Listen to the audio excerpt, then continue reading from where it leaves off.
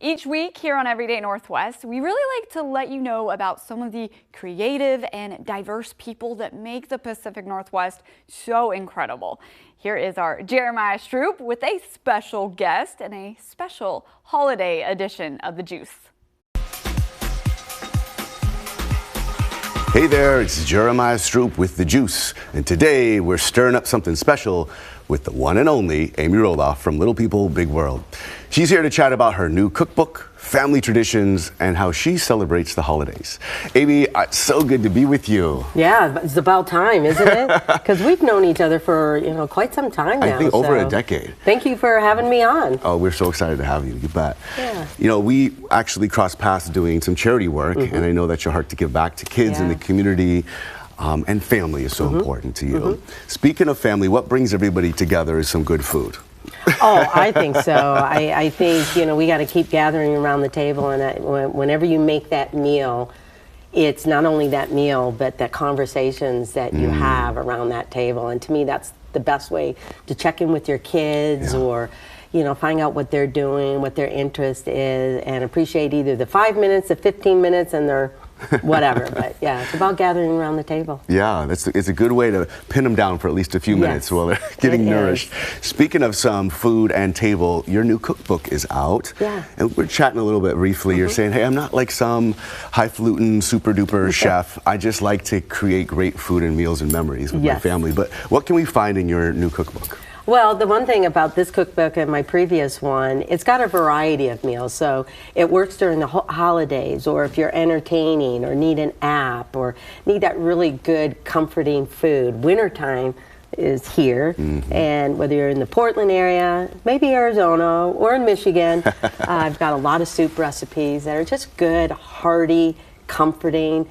And the one thing I love about this cookbook too is that they're good, easy recipes, but you can change them up. So if you prefer something else, just make a note in it. There's plenty of room. Kind of create this cookbook as your own journal. Oh, I love it. And kind of starting some new traditions maybe, or favorite recipes.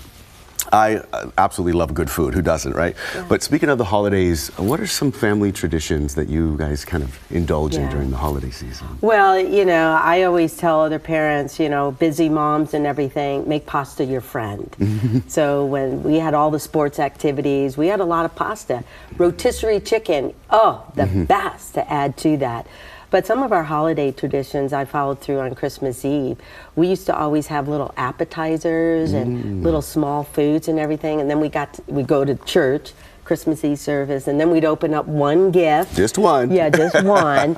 And so I carried that over with my own kids because I didn't have family or friends here. I came here pregnant with my twin boys. So, I had to really work at trying to create some of those traditions. And I love the morning, you have that breakfast. I got a great breakfast thing in there, like a egg, a sausage, type of casserole that really works well. And so, yeah. Oh, I love that.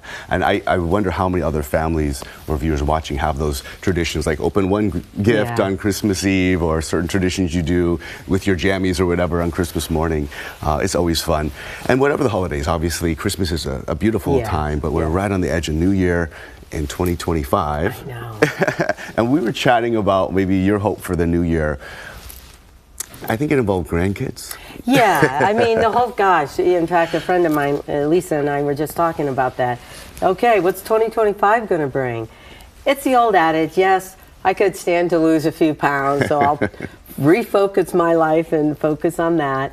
But I think for me, it's just making sure I'm there for my kids and grandkids, and because I want to be there like I know my mom and dad would have been there if I lived by them, helping them to get the cousins together, and and I have a grandma room, so just spending time with family, but really focusing on those friends that have really stuck with you throughout this crazy life that I've led, and just refocusing on that, and my husband taking some of those trips. But I think it's just kind of thinking about, it's great when you're near retirement, where am I going to travel, do this, but the heart of me is still like, but how can I continue to give back? Yeah. How can I, what do I want to do in that realm to still do that? Because, like we talked about, you need to stay busy. It's great to have fun, but I think that's a different kind of purpose. But to give back is more to the heart and